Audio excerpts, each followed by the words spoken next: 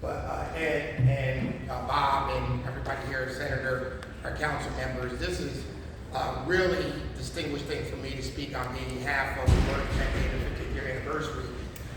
Most of the young people now know that my first job, I was a teacher at Eastside High School. And at Eastside High School, I was a baseball coach for 9 years. 7 years, I was a varsity coach, and 4 of those years, we traveled to Puerto Rico for training in the spring for our team. And many of the kids had never been on an airplane before, and these are Latino, black kids, mixed, everybody. And it was a big deal for us to go to Puerto Rico every year. We raised money and we go to Puerto Rico.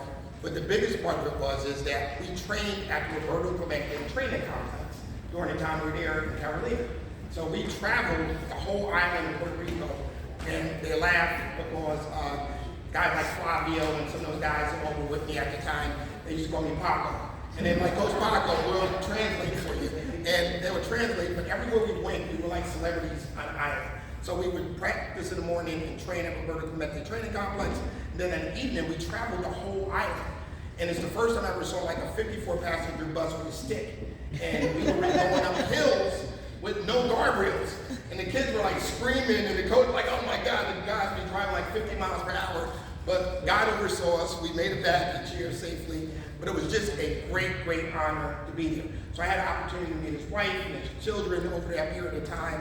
And this was, I guess, in the 90s, early 90s.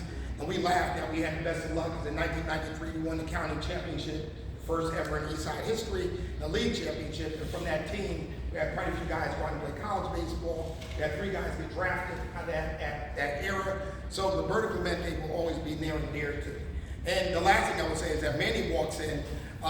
Manny probably wasn't even born yet, so he weren't born yet. His dad sponsored a team called Funeral Latina, and Funeral Latina was black and gold. And a lot of guys, I grew up in the 5th Ward, in that neighborhood, they played for Funeral Latina. And that's where I really learned about as a kid how great of a baseball player and human being Roberto Clemente was. So thank your dad for bringing that to Patterson and bringing those colors to him, and also putting together a team.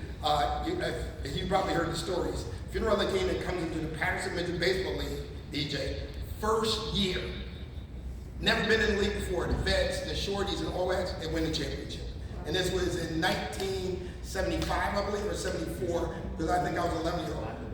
You have the banner? They beat our team. I played for Tom Fields as shorties, and we cried. You know, like this team out of nowhere and beats us, and they won the league championship their first year. So, guys, this is a great honor to speak on behalf of Roberto Clemente. Is part of Patterson history, New Jersey history, and American history. God bless.